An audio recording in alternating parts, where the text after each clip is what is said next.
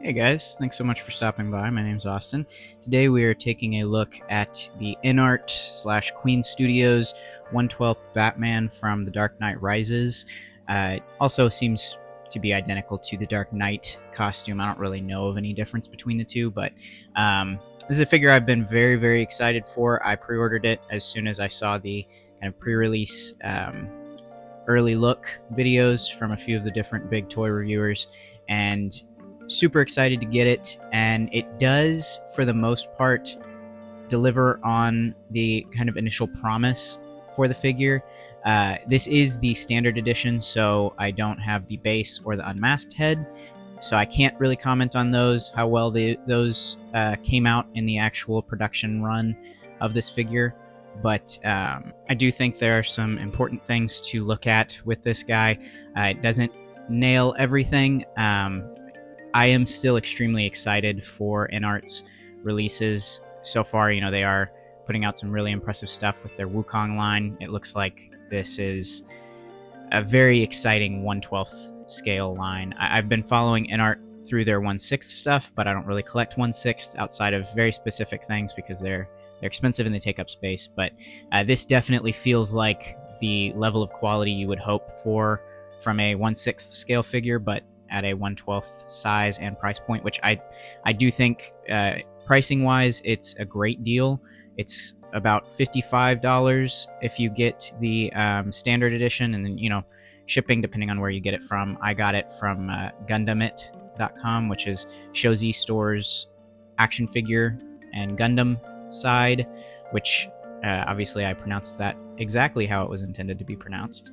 But really like them, really like the customer service and speedy shipping that they offer. So anyways, enough rambling. Let's go ahead and take a look at the box, and then we'll start taking a look at the figure. The box really doesn't have much to talk about. Really love the the silver finish on just the symbol. You can kind of feel the difference there. This is just stark white. You see the standard version. This is a sticker, so they can kind of change it out as needed depending on what they're shipping. No silver finish on the side of the box. Then you got legalese in different languages, and another side, Dark Knight Trilogy. If you're an inbox collector, I don't really think this is great for inbox collectors, but it is a good box. I really like it. I always like it when the two spines have different designs so that you can kind of decide. Then you get InArt and Queen Studios on the top, nothing really important on the bottom, and that's about it. So let's get into the aesthetics. I think surprising absolutely no one, the aesthetics on this figure are incredibly good. Hopefully you can see the level of detail on camera. I mean, it is ridiculous. This is not leather, this is hard plastic, but it looks like a kind of rougher leather texture. You can see the kind of weave on the inside of the armor plating where that kind of soft mesh would be, where he's moving around. You can even see the different finish on the more carbon fiber plated areas. It has a different shine to it. The belt looks metal. It just looks incredibly good. Each individual part, these silver pieces are picked out. The detail is just off the charts. I mean, it is insane how well they handled the fine detail points of this. I mean, there's not a lot of paint on it from what I can tell, but where there is paint, it's exceptionally well done, and the paint is done in such a way that it doesn't, it doesn't look painted, because it just looks like Christian Bale's Batman costume. It's pretty insane. I will say, with the likeness, obviously the likeness is incredible. I don't know why my camera's getting mad at me here. The likeness is incredible, very, very good. I will say there's something going on with the eyes here where it's not perfectly, he kind of looks like he has a lazy eye from certain angles. The paint is not picked out perfectly on there, which is a bummer. The skin tone, though, on the mouth is great. The lips look great. I mean, that just looks like Christian Bale in the mask. I will say this came out of the box bent. I'm sure I can fix that with some heat, but I didn't want to do anything to the figure before reviewing it, just so that you guys can see, right out of the box. that is a little bit disappointing. You know, it is a pricey figure. Obviously, for what you're getting, the price is really, really good, but still, you know, you kind of want to see a little bit better management than that. It just comes in a plastic clamshell, so I guess, you know, I don't know that there was much else they could have done to prevent that, but it would have been nice to have maybe not that. Also, something to note, the drape cape. I always want wires in my capes. Because I like to pose my figures. But I will say the pleating is excellent. It drapes super, super well. You can kind of mess with, here, let me back up a little bit. You can kind of mess with it and bring it around. You know, you've got a lot of fabric to work with. If I can do it. I mean, obviously, you know, any kind of Batman cape, you're not going to get the fully ensconced in the cape look. I'm not familiar with any Batman that can really fully do it in a fully convincing way. I also don't know that this version of Batman ever really did this with his cape anyways. So it looks really good. It matches up well. I love the fabric they used. It's a very tight weave, very clean.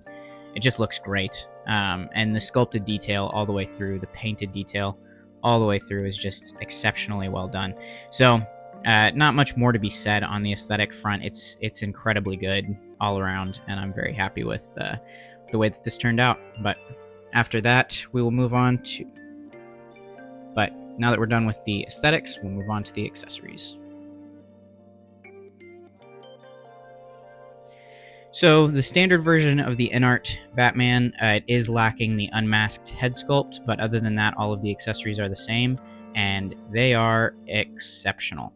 This tiny, tiny grappling gun, accurate to the size that it was in the movie. The paint work is amazing. The matte black looks great. I'm so happy with this finish. I cannot figure out why my camera is so unhappy with me. I'm exceptionally happy with it. It just, man, all of the detail looks so good on it, and it's sculpted so well. Enough of that. Then the EMP gun that we see in The Dark Knight Rises. Really like this finish on here. Once again, my camera is just not having it today. Not sure why. There's a little bit of a glare from that because there is a plastic cover to kind of add to the sheen. There's also some paint work in there to give it that kind of lit up blue. There's no LEDs, but it does a good job of selling the idea of LEDs. Other than that, you know, it's just a blank black piece of plastic, but that's kind of what we saw in the movie, so not lacking in any way. Then we have, I think this is a sticky bomb, or stick, you know, it shoots like sticky bombs, I guess. I can't really remember, but I do know that it folds up in the movie and kind of attaches to his belt. This one doesn't do that, but I mean, I'm not really mad about it because it would look kind of dumb on his belt anyways. But this is also exceptionally well done. Let me see if I can get in there and get the light right. Oh, come on now. This block right there is a gloss red as like an indicator. Incredibly good. It's just so cleanly done. And then, you know, there's that little white on the dial. Oh, it's so good. They really nailed it with the detail work. You know, the gold is picked out really well. Or I guess, you know, kind of a brass color. Picked out super well. Really makes the figure look premium. Speaking of that kind of brass or gold color, this is really not going to show well on camera, and I apologize. You get 4 batarangs total. 2 of these kind of bat shurikens. I guess they're all shurikens, but very, very small. I mean, you can see the size of my thumb. These are immediately going to get lost if I'm not careful. So they're going to go in a bag and probably not be on display. But they look really cool. And then you get these, which have the thicker mold and a little line there for where they fold up. If I had to critique something about the accessories, I think this is kind of a missed opportunity. I don't really see the value in these if you can't fold them up, because most of the time when you see them, I mean, the only time I really remember it is when they're kind of establishing that he has them and he folds them. So it would be really neat to have these foldable, but also not really that big of a deal. That is such a nitpick at this point because of the quality of the rest of the figure. This also is probably not going to show up super great on camera, but you get a ton of hands. This is kind of a more just open, expressive hand, but also kind of allows you to hold the foregrip of the other weapons. So works in multiple ways, but looks pretty cool, pretty neat. It really only, man, I'm sorry guys, my camera is not cooperating with me on these colors. But the finish is great. Matte black looks great. You can see a little bit of gloss on the knuckles. You can see that mesh pattern goes through even to the hands. So you get a left and a right with that. Then you get a very, very small pinching hand for, I believe, for holding the batarang in one pose. There's kind of multiple options there, but this works pretty well. You've got a little bit of spacing there between the fingers. If you can see that between the index and middle, you can kind of poke one through. So really cool. You get a left and a right with that. Then you get these, also work well for holding the foregrip of any weapon, but these look a little bit better to me as relaxed hands for Batman if you want them to be relaxed. So left and right for that. Then you get something kind of interesting. You get a right hand. Oh man, these things are so small, but the detail work is just that much more impressive with how small they are. This is for the Bat Shurikens. You can't even really tell, but there's a very slight breakage between the thumb and the forefinger where you can just slot. Here, let me just see if I can do it on camera so that you guys know what I'm talking about here. You can slot it in, and it holds it really well if you can get it in there. Yeah, that's really not tough. For how small it is, I mean, that just looks great. That looks so cool. I love it. They really nailed it with that sculpt. But what's interesting is you only get a right hand for that, and then the left hand to go with it is another kind of gripping hand, another way to hold the kind of offhand for the weapons. But looks good, well sculpted. I like the look of it. I really like the sculpt work on all of these. They look very natural. Then you get a right trigger finger for, I believe this one is for the EMP and the sticky gun. But then you also get another right hand, which out of the box I was a little bit confused, but fortunately it comes with a little instruction booklet like a 1/6 figure and explains that you are supposed to get 2 right hands.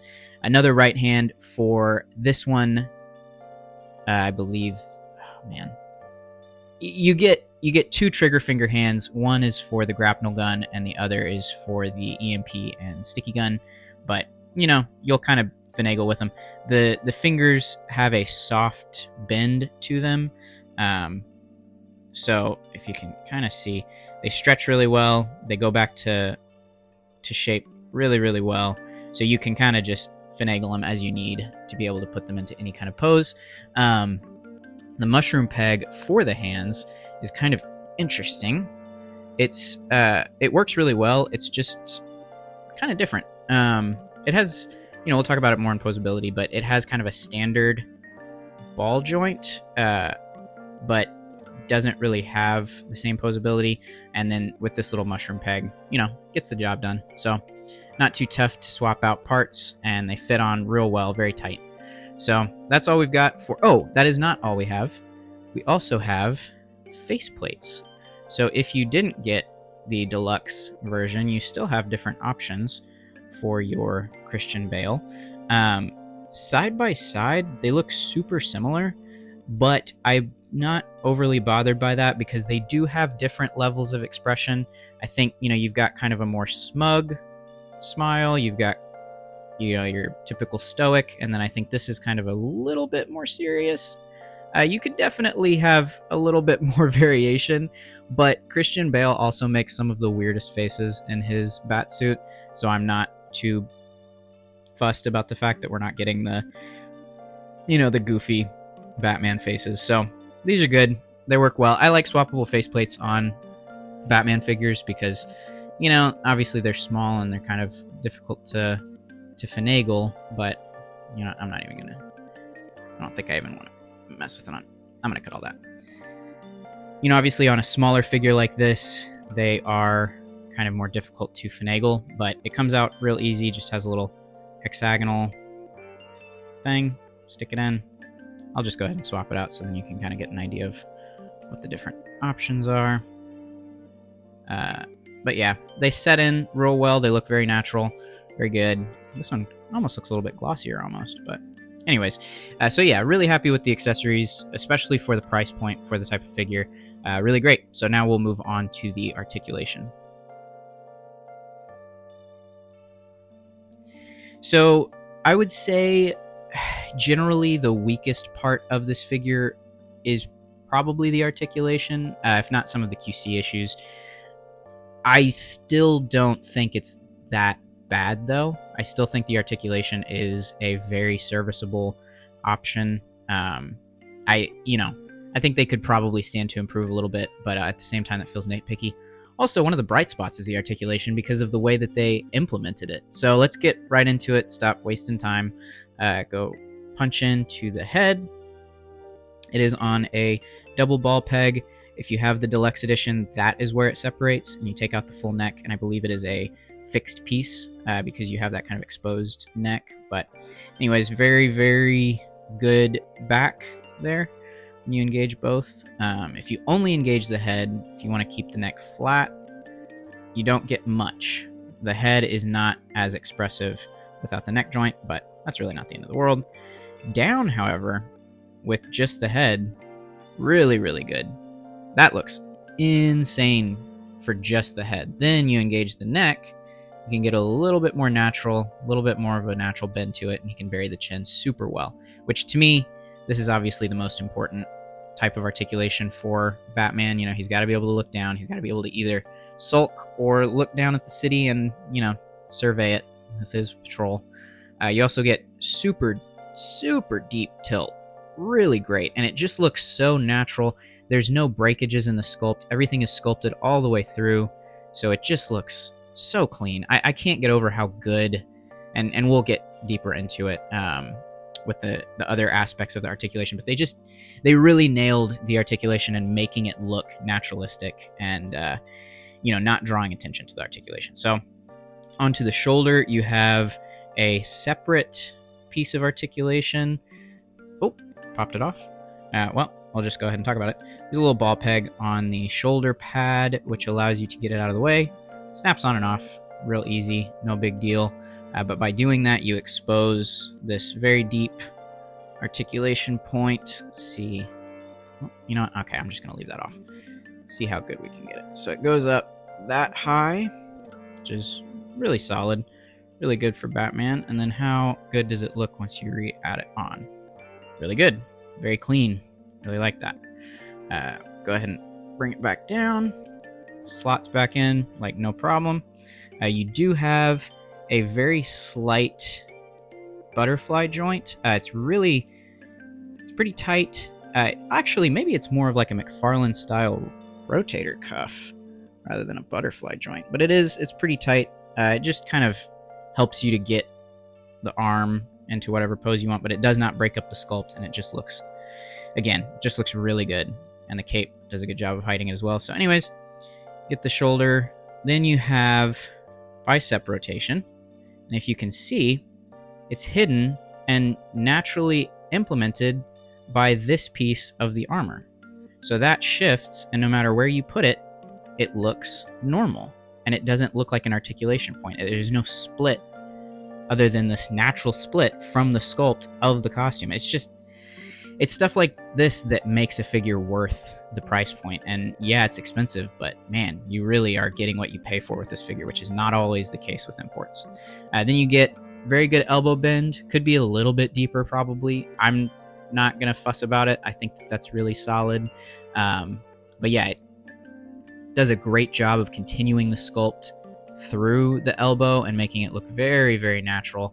There's no breakage. On the inside, you can obviously pick out the little sliding bits for the joint, but to me, that's not, it's an action figure. It's going to have some kind of, it's got to. But then one of the kind of beginning issues or one of the downsides to this figure. It does have the import style wrist balls, so it can kind of swivel and hinge depending on how you have it posed, but because of the way that the wrist is inset into the glove, you're just kind of limited on how far it'll go. So, you know, it's really not that bad. Like, especially if you angle it right, you can get a little bit more expression depending on how you're doing it. So, you know, it's not the worst, but that's probably one area where they could improve. Then going to the chest. Now it looks like it's just a fixed chest, right? It looks like there's no articulation there. Maybe there's some chest articulation, maybe, you know, but even then it just kind of looks like separation. It is actually multiple, and if you've seen reviews, I mean, this is, you know, obviously the pre-release stuff had the same thing, and it's no different here, but it is multi-tiered. So you have flexing in each ab panel. So no matter where you put it, you've got an expressive piece. Now, I will say the back, the arch back, is limited. It's not as good as it probably could be. You know, it kind of ends up giving him a bit of a beer belly because of the way that the articulation goes. I would like to see a little bit better than that, unless maybe it's just my copy that's kind of stuck. You know, I can't quite get it to go any further back, but I think we'll have to see with other production copies if that's just the way that it is. I actually can't remember if the pre-production stuff had the same issue, but anyways, arching forward with all of those individual panels. Let's get the cape out of the way. So honestly, I should have taken the cape off. But yeah, I'm only realizing that halfway through the review. Jeez. Arching forward, pretty solid, pretty good. Once again, it just looks very natural. You also have this floating belt that kind of gets out of the way so that you can move it around as needed, but it's not floating all over the place constantly. Then getting down to the very interesting style of crotch articulation. It goes forward really well. You can get about that far before the leg starts to really jut out to the side, which I think for this Batman especially, that's really solid. Then you get back, not much. You don't really get any back because of the butt plate. You know, it's very much there, and so it's not going to really allow you to do much. But splits wise, it's kind of a weird, you know, it's almost like an SH Figuarts thong, which I'm not a huge fan of, but you know, it also it allows for movement while keeping the sculpt pretty clean.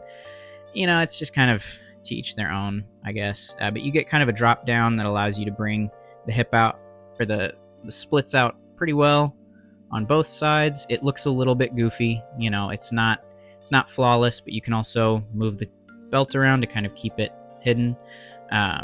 So yeah, super good articulation overall, but there are a few issues.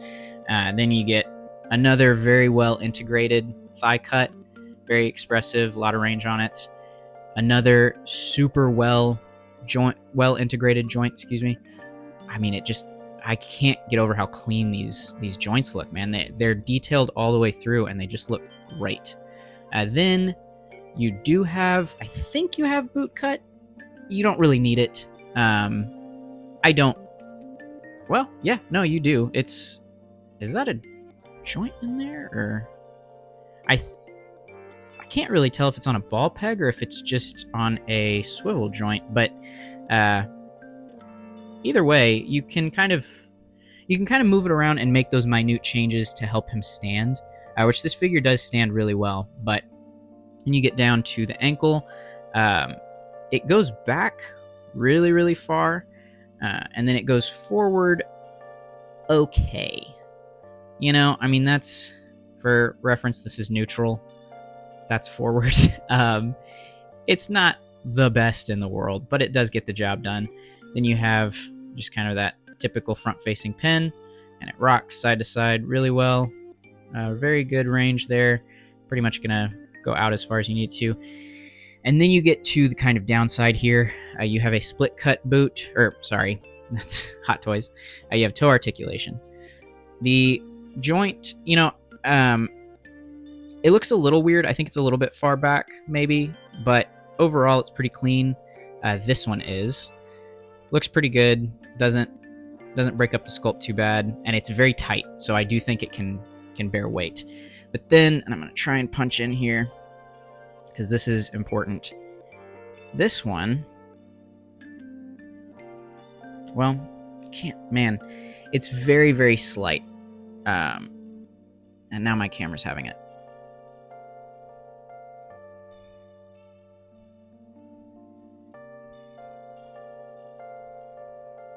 So it's very, very slight, and I'm not sure if it really comes through well. But the sole of the shoe is separating very, very slightly from the rest of it. Granted, the more I do this, the more it's kind of loosening up and freeing up, so that I don't think it's going to be a problem that like deteriorates over time unless it continues to separate. But honestly, it's a very minor issue. It is something to be aware of because to me it does represent a bit of a QC issue. But I mean, all in all, as a package, the articulation on this guy is great. You don't have the articulation of a wired cape, so that is a bit of a downside. I'll also say, and this isn't really an articulation thing, I probably should have talked about it in aesthetics. The cape is very frustrating to get in. I'm not even going to show you how it's done because it's very annoying to try and do. This is a magnetic chest. You pop it off. The cape comes separate, and you're supposed to slot each of these into a little like hook point, but they don't hook at all. Like you set them there, and then they try and go back to kind of a natural state. So you have to sort of hold them, finagle them, and then put the chest piece up like this and then bring it down to get the magnets to engage and hopefully hold them in place. That took me multiple attempts. I had to do it multiple times, and it, in the end, you get a great looking cape that is very well molded into the figure. It looks natural like everything else on the figure, but it's a little bit of an ordeal, and it's not my favorite thing in the world. So that's all I have for the articulation. Now let's get into comparisons. Starting off the comparisons, the only other Dark Knight figures that I have in my collection, the Batman Begins figure by McFarlane Toys and the Dark Knight trilogy, I guess, Batman from the movie 6-pack with the kind of beginnings of soft goods capes from McFarlane, which, that was kind of where they started, and this is more accurate to what they're doing now, and their wired capes are exceptional. Obviously, he's not in scale, but this kind of just... Honestly, I was a big fan of this figure when it was first released, but when you put them side by side... Now, obviously, there's a huge price difference, so I'm not trying to say that McFarlane did a bad job and this figure is like somehow doing something McFarlane can't possibly do. They're different lines and blah, blah, blah. I'm not going to get into all that. However, I don't know why McFarlane made this figure so gray. When you put them side by side, you can clearly tell this looks like the movie figure. This is like a weird... This is going to seem very strange, but I've been playing a lot of it lately. In Injustice 2, you have different color palettes that you can kind of choose from to color the gear pieces that you choose. This feels like somebody put on all of the Dark Knight gear pieces, but then chose like the wrong color palette, if that makes sense. And it's not the end of the world by itself in a microcosm.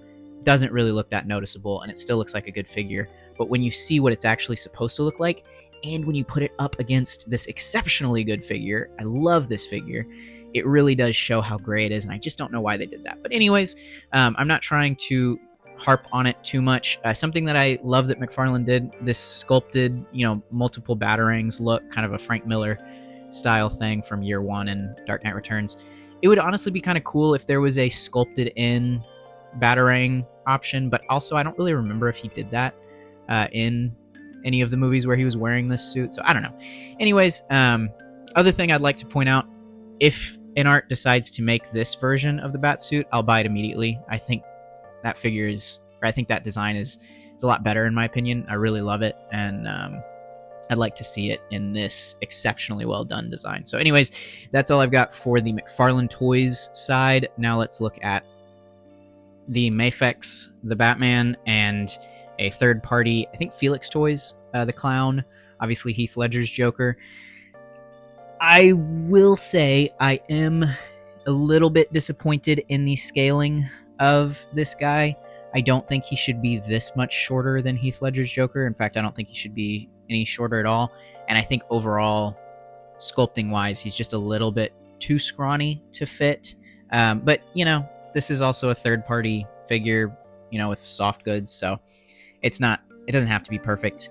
But then I also don't think he should be that much shorter than the Mafex, the Batman.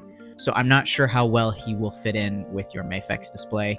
I'm not too worried about it. I think he's sculpted, or he's sized well enough. He's scaled. That's the word I'm looking for. Scaled. He's scaled well enough that I pose all of my figures up when I put them on display, so they're not going to be just like standing right next to each other. So it's not going to look bad in my display.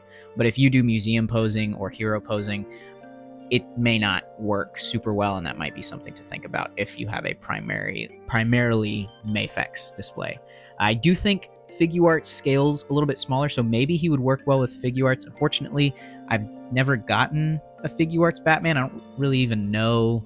I know the Batman one was horrible. I'm not a big Figuarts guy, I'll be totally honest. But anyways, another thing to point out, which hopefully I'm not blabbing on too much, this is a really good example of when articulation is kind of overly emphasized, and I think ends up harming the look of the figure. I do still really like this release from Mafex, but I think they were a little bit too gung-ho with their designs. You know, the hip joint is very weird, and it doesn't really like work with you. You kind of have to convince it and coax it and figure out what it's willing to do because of this very weird joint system. And then that gap is atrocious. He looks great in a pose. He looks very intimidating, very, you know, aura farming, as Pattinson's Batman does a lot. And the cape is great too. Really good cape.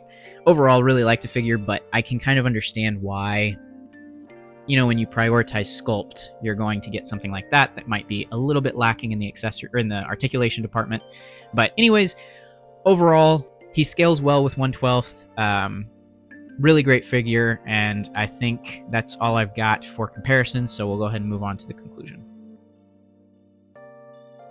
In conclusion, on the InArt 1/12 collectible Queen Studios Batman The Dark Knight Rises action figure, I am over the moon with this guy. I think that there are a few issues, notably the bent ear that I'm sure can be heated up and straightened out, the eye that is a little bit off in the paintwork, and then the toe joint that I think represents kind of a question when it comes to the QC of these figures. And then, you know, the overall articulation being slightly lacking in some areas. The chest articulation could be a little bit better. The waist articulation is a little odd. And then the forward on the ankle pivot could be a little bit better, or ankle hinge, I guess. Other than that, I think this figure is a step in the right direction for 1/12 figures. I think that it is going to put all other companies on alert, hopefully. I hope that InArt is making these other companies kind of think twice before releasing figures at the price points that they're releasing them at. I think that it really represents a shift in the right direction for these collectibles, and I'm really, really excited to see what InArt has next, and I'm just going to keep watching and what they put out, and, you know, I can't wait to see what they iterate upon next. I do my ranking system, first grade, high grade, real grade, master grade, perfect grade, and I think overall, I think I am going to still go perfect grade on this figure. I know that might be kind of an oxymoron because I am saying that it's not 100% perfect because of the kind of downsides to it, but no figure is perfect, and perfect grade is not meant to be, oh, it's 100%, you know, no flaws whatsoever. It's just supposed to mean a standout in its line, standout in action figure collecting, just across the board a standout figure, and I think that it would be unfair to what InArt has accomplished with this figure to give it anything less than that. So I definitely think it's earned it, and yeah, like I said, I'm just very excited to see what this company has to offer with its future releases. The part 2 for the Optimus Prime comparison, if you guys watched the part 1, unfortunately I delayed it a little bit more. I feel bad to do that, but this figure came in while I was gone, and I was very excited to get it recorded and done. And I've had a little bit less time to make content because of a new kitten, so he's taking up a lot of my already limited time that I had. So hopefully definitively next week, part 2 of the Optimus Prime comparison with all the transformations and posing comparisons will be out. Same bat time, same bat channel. But thanks so much, you guys, for stopping by. It really means the most to me. Like, comment, subscribe, all the YouTube stuff. And all right, hope you guys have a good one.